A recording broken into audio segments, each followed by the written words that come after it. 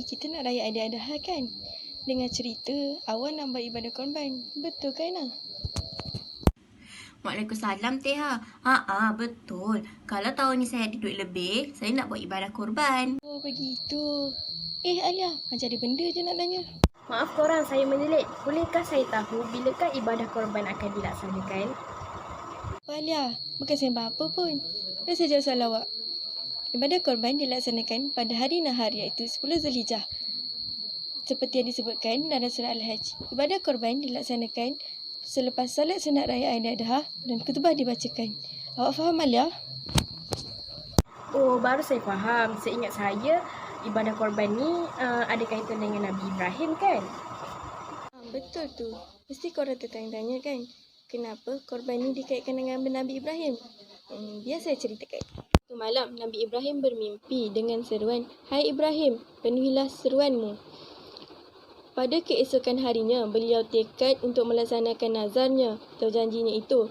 Kerana itu, hari itu disebut dengan hari menyembelih korban iaitu Yaumun Nahar, hari raya Aidiladha. Satu hari, Nabi Ibrahim menyembelih korban fi sabilillah berupa 1000 ekor domba, 300 ekor sapi dan 100 ekor unta. Banyak orang mengaguminya, bahkan para malaikat pun terkagum atas korbannya.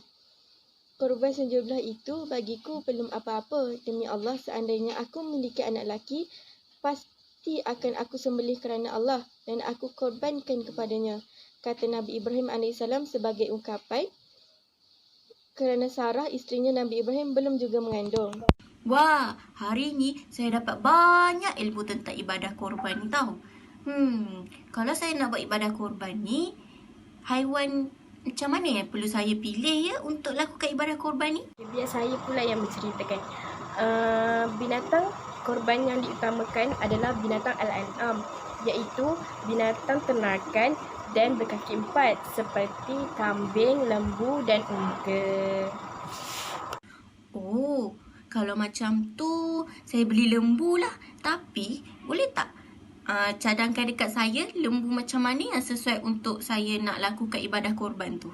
Pendapat saya, Laina, lembu yang dijadikan binatang korban tidak kira jantina. Lebih afdal lagi lembu jantan. Warnanya pula lebih afdal warna keemasan. Warna apa-apa pun boleh. Warna hitam ke, putih ke, tak kira. Lagi apa ya? Lembu tersebut perlulah cukup sifatnya. Jika tidak cukup sifatnya, syarat tidak sah. Oh, macam tu rupanya. Macam mana dengan proses permulaan penyembelihan tu ya? Adakah saya sendiri yang kena sembelih binatang tersebut? Lebih afdal orang yang melakukan korban menyembelih korbannya sendiri. Dia juga boleh mewakilkan orang lain untuk menyembelih korbannya. Lagi apa Saya lupa lah.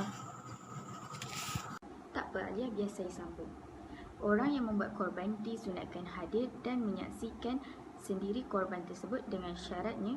Yang pertama, penyembelih mestilah seorang Muslim, tak kira lelaki ataupun perempuan. Tetapi lebih afdal lelaki yang menyembelih binatang korban dan sunat perempuan mewakilkan kepada orang lain. Yang kedua, penyembelih perlulah berakal dan mumayyiz. Yang ketiga, seorang yang pandai menyembelih dan dilakukan tanpa ada paksaan. Yang keempat, sembelihan akan jadi makruh bila mewakilkan korban tersebut kepada kanak-kanak, ahli kitab dan perempuan haid. Jika mewakilkan korban kepada orang kafir, maka korban kepada kanak-kanak, ahli kitab dan perempuan haid. Korang faham tak? Oh, baru saya faham. Bagaimana pula dengan syarat sembelihan yang sah? Antara syarat sembelihan yang sah ialah yang pertama, alat penyembelihan mestilah tajam, bukan menggunakan alat yang tumpul, tulang dan gigi haiwan. Yang kedua, binatang tersebut perlulah cukup sifatnya, tidak cacat dan sebagainya. Yang ketiga, tidak boleh terpotong ekornya dan lidahnya. Yang keempat, binatang yang berkudis Yang kelima, binatang tersebut tidak terlalu kurus. Dan yang terakhir, binatang tersebut tidak bunting. Boleh saya tambah sedikit? Binatang yang akan dikorbankan perlulah berada dalam keadaan yang tenang. Ia perlu dibaringkan dan menghadap rusuk kiri haiwan ke arah kiblat. Basmalah perlu dibaca dan juga selawat ke atas Nabi selepas dan sebelum membaca basmalah. Penyembelih juga harus menggunakan peralatan ataupun pisau yang tajam untuk menyembelih haiwan korban serta tidak boleh melakukan proses penyembelihan di hadapan haiwan yang lain. Hasil perbualan kawan-kawan saya tadi, kesimpulannya dapat kita rumuskan adalah kita perlu patuh dan mengikut segala syarat-syarat ketika melakukan ibadah korban seperti yang ditetapkan di dalam Islam. Kerana jika tidak, ibadah tersebut tidak sah serta mendapat dosa kerana menyakiti binatang tersebut. Ibadah korban ini merupakan ibadah sunat di dalam Islam bagi kita yang berkemampuan pada hari raya Aidiladha. Kita juga dapat membersihkan jiwa dengan melakukan ibadah korban dan memperingati peristiwa perintah Allah kepada Nabi Ibrahim dan juga Nabi Ismail.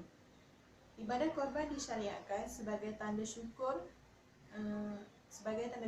kita kepada Allah Subhanahu Wa Taala atas segala nikmatnya yang berbagai-bagai dan juga atas kekalnya manusia dari tahun ke tahun di atas muka bumi Allah Subhanahu Wa Taala ini.